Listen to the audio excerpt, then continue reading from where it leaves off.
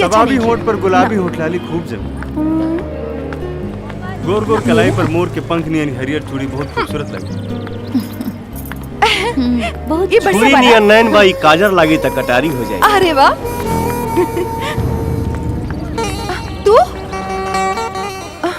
काश जिंदगी भर हमारा हाथ ऐसे ही पकड़। साफ मजनू के नाना बड़ा का। मजनू के नाना ना तो हर दीवाना है। तो एक काम करी, कहीं रोमांटिक जगह पे चल के बात कर जाओ। हाँ, चली? हम तैयार बानी, चला। तो चली चलो।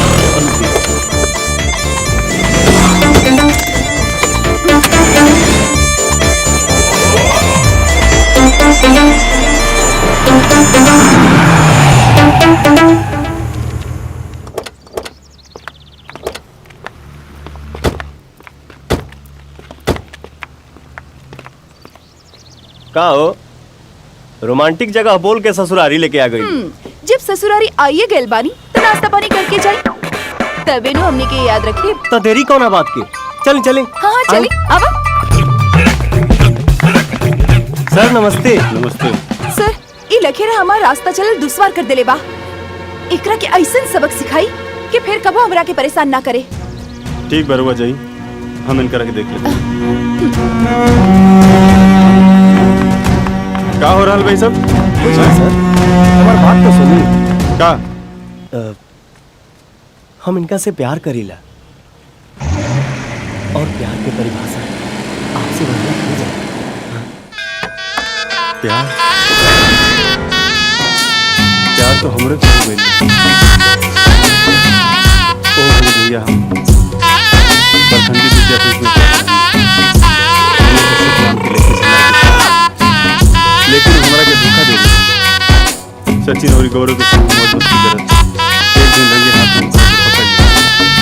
सर सर, अरे उत गइल। गइल? हाँ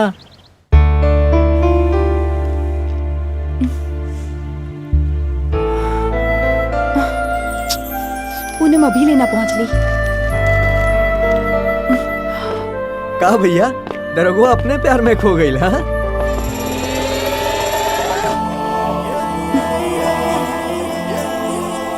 रे तोनी के पूछत रहला सा ना कि हम केकरा से प्यार करीला। हाँ हाँ बताई ना। ऊ देख, ई उहे लड़की हिया जौन हमारा दिल में ढुक गई बिया। भैया भौजाई तो साफ हीरोइन लगातारी। यही से तो इनका प्यार में हमार बॉडी के सारा इलाका हिल गई बा।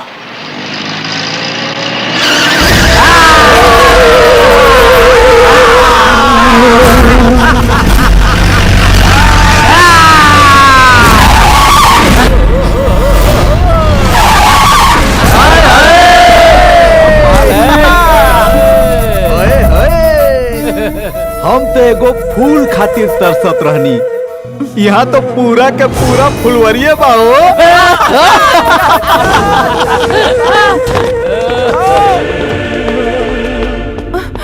इ तो हीरो हीरोइन के मिले से पहले ही साला विलेन टपक गइल सर। नया साल मुबारक हो के स्वीटहार्ट। यू इडियट, वापस दो। हम जौना चीज के एक बार अपना हाथ से छू लेनी वो चीज हमार हो जाए। आहा का सुगंध बा। भैया ई का होई? ई फूल के अपन तकिया बनाई और ई फूल के अपन बिस्तर पर सजाई। का समझ लू? एकर जवानी के बियर पी के हैप्पी न्यू ईयर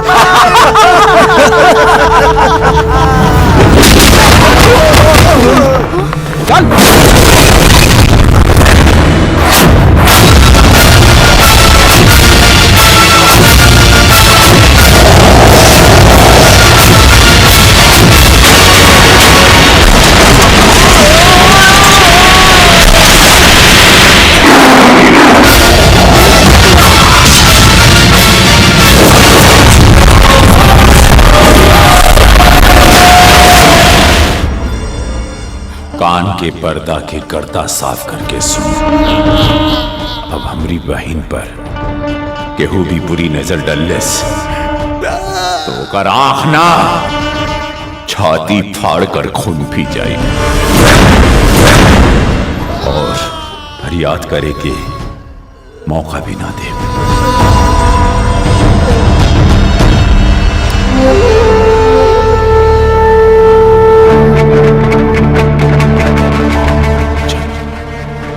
भैया तोहार होखे वाला सार तो सरवा एकदम डेंजर लगा था।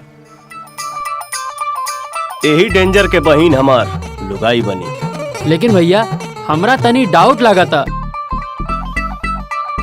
अपना डाउट के आउट कर, काहे कि अब हम अपना प्यार के पीस पर दीवानगी की बैटिंग शुरू करे वाला बनी। दीदी भैया के गुस्सा बहुत खतरनाक बा। आज वो गुंडा के आंख फोड़ देलन। बाबू गुस्सा स्वास्थ्य के लिए बहुत हानिकारक होला। कुछ भी मत कहा। हमरी बहन के केहू भी बुरी नजर से देखलस तो हमरे माई के छाती की दूध की क्रिया वो जिंदा ना बची।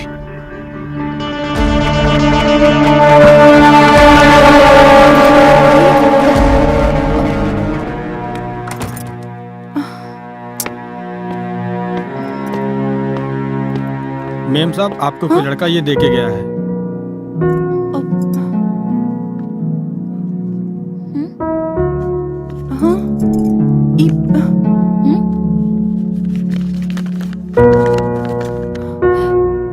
एक दिन हम तोके तोहरा घमंडी भाई से छीन के उड़ा के ले जाइब।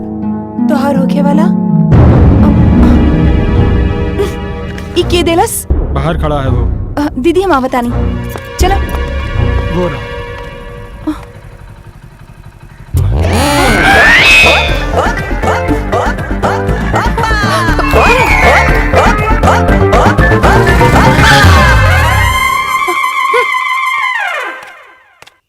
अब डिंग डांग कैल छोड़ी भैया, लब के लोशन लगाई।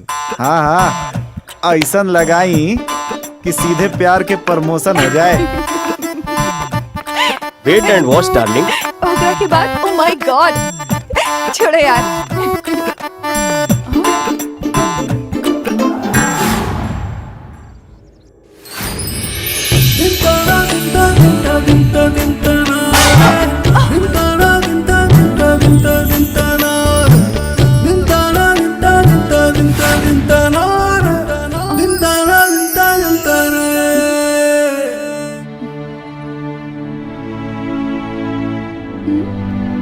बहुत हैंडसम बाड़ा और हिम्मत वाला भी।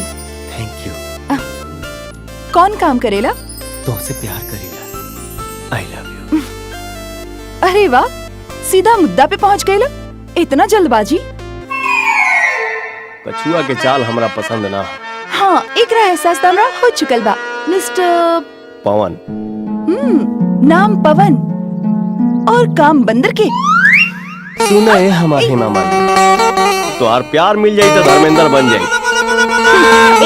भाग जा यहाँ से, न तो भैया के पता चल जाई तो मार मार के भूत बना दी हैं। अरे तू अतवार भाई भाग।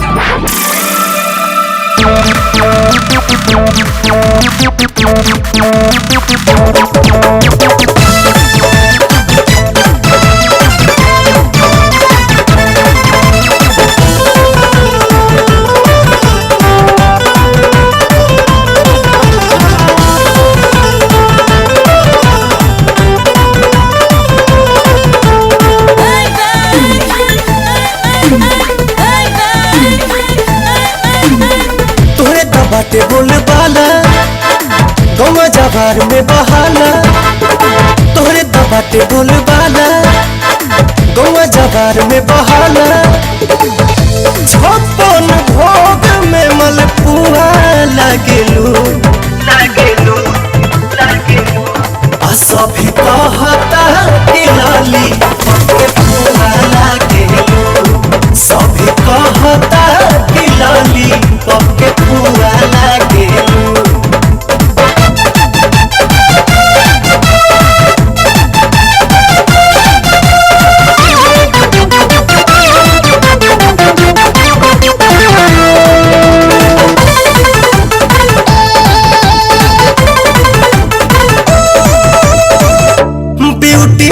सगरी सगरी जानी छलकावा ओठ से लिपस्टिक ना ऐसे चुरावा ब्यूटी के गगरी सगरी जानी छलकावा ओठ से लिपस्टिक ना ऐसे चुरावा बड़ू गजब गदराइल यही से भंवरा लुभाइल सरबत से भरल तू दकुआ लागेलू आ सभे कहता के लाली के फुआ लागेलू सभे कहता के लाली के फुआ लागेलू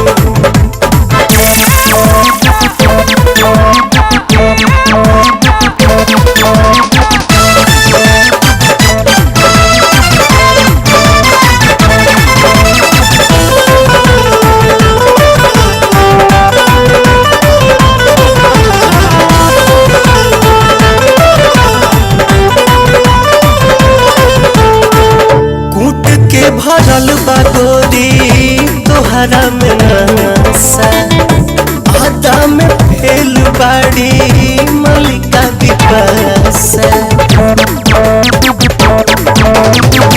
कूट के भरल बागोरी तोहरा में नशा आधा में फेल बाड़ी मलिका विपाशा मनवा हमार बा मताइल नैना से नैना अछुरा